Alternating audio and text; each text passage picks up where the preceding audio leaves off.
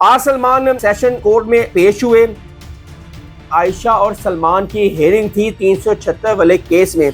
जज ने क्या उनसे सवाल किए हैं ये आगे जाके मैं आपको बताऊंगा। अस्सलाम वालेकुम, मैं आपका होस्ट हसन शहबाज, आप देख रहे हैं डेली सोशल पाकिस्तान। नाज़रीन, जैसा कि आपको मालूम है कि 376 का केस सलमान पर आयशा ने दर्ज किया है और ये दर्ज नवाब टाउन थाने में इसकी FIR कटवाई है। FIR में लिखा है कि सलमान ने मेरे साथ ज्यादती की, जना किया और फिर उसके बाद मुझे शादी के वादे किए जो वफा ना हुए। उसके बाद आयशा ने नवाब टाउन थाने में इसका पर्चा दर्ज करवाया। आयशा ने अपना मेडिकल भी करवा लिया और 164 के जो बयान है मजिस्ट्रेट के सामने वो भी उन्होंने दे दिए हैं और मजिस्ट्रेट के सामने जो बयान दिए गए हैं उससे जो मुद्दई है वो इनकारी नहीं हो सकता। नाज़रीन, आज 18 तारीख है और आज आयशा और सलमान की हेयरिंग थी 376 वाले केस में। आज सलमान सेशन कोर्ट में पेश हुए और जज के सामने पेश हुए और कौन सी डेट सलमान की नहीं आई है और कौन सी डेट उनको मिली है ये भी मैं आगे जाके आपके व्लॉग में आपको बताऊंगा। आयशा ने सलमान के साथ साथ इनके दोस्तों और रजब भट्ट को भी नामजद किया है इस FIR में। और ये FIR का जो मतन है कि सलमान ने जो उनके साथ जना जो किया है उसमें सहूलत कारी की है रजब भट्ट और उनके दोस्तों ने। ये इल्ज़ाम लगाया है आयशा ने रजब भट्ट के ऊपर। रजब भट्ट एक पाकिस्तान का मशहूर यूट्यूबर है और उसकी बहुत ज़्यादा फैन फॉलोइंग है। आपको पता ही है कि मिलियंस में उसके व्यूज़ आते हैं।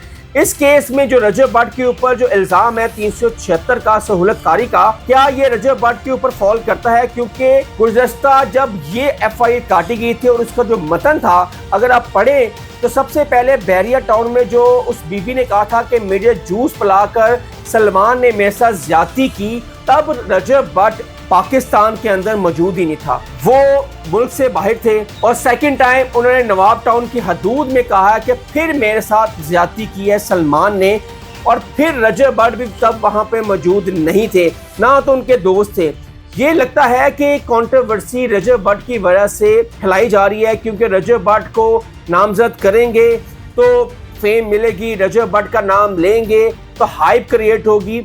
सिर्फ इसका यही कसूर है कि सलमान रजब भट्ट का कज़न है, सिर्फ ये एक रोला है। इस वजह से आयशा ने रजब भट्ट का नाम इसमें FIR में दर्ज करवाया है। जब इन्वेस्टिगेशन में पेश होंगे पुलिस वाले सवाल जवाब भी उनसे करेंगे कि हाँ भाई ये, लेकिन मुझे लगता है कि रजब भट्ट का इस FIR में उनके दोस्तों का जो नाम आना है ये इंतहाई कमजोर है। रजब भट्ट बहुत जल्दी यहाँ से क्लियर हो जाएंगे, कुछ एविडेंस तो मौजूद नहीं है, क्योंकि रजब भट्ट के खिलाफ, उनके दोस्तों के खिलाफ उन्होंने हमें ये कहा था कि आयशा ने हमारे इंटरव्यू में कि रजब भट्ट के दोस्तों ने और रजब भट्ट ने और रजब भट्ट के जो बहनोई हैं जवाद, उन्होंने हमारा फोन रीसेट किया है, हमें एक कमरे में बंद किया, हमें हरासा किया, हमारे फोन हमसे छीन लिए और फिर हमारा सारा डाटा रीसेट कर दिया। ये इल्ज़ाम है।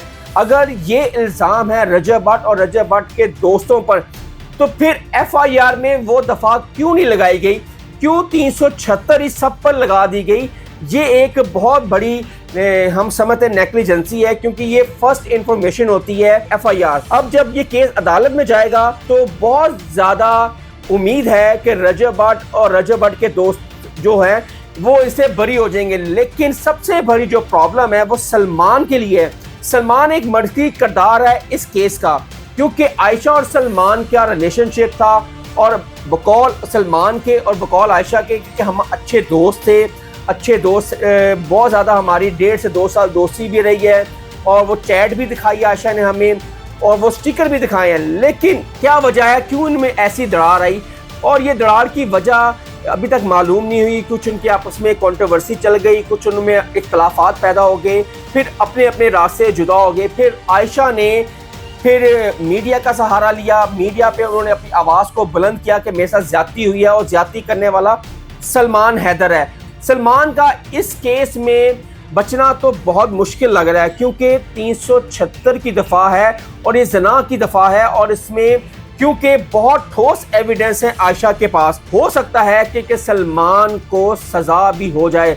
लेकिन हाई कोर्ट, सुप्रीम कोर्ट मौजूद है। अगर लो कोर्ट से सलमान को सज़ा हो भी जाती है तो हाई कोर्ट और सुप्रीम कोर्ट भी है, वहाँ पे भी आप अपील कर सकते हैं। लेकिन सबसे बड़ी बात है कि आयशा को ये साबित करना होगा मेडिकल में कि जो डीएनए है वो सलमान का है। अगर सलमान का मेडिकल में डीएनए आ जाता है तो फिर सलमान को कोई भी नहीं बचा सकता, रजब भट्ट भी नहीं बचा सकता, कोई वकील नहीं बचा सकता।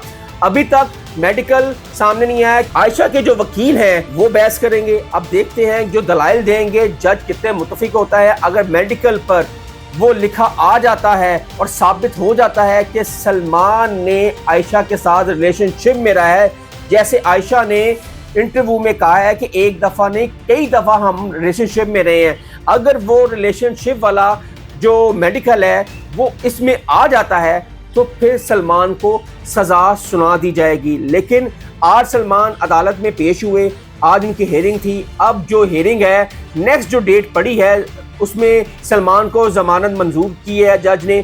अब जो डेट है वो 23 तारीख है, आने वाली जो अगली तारीख है वो 23 तारीख है।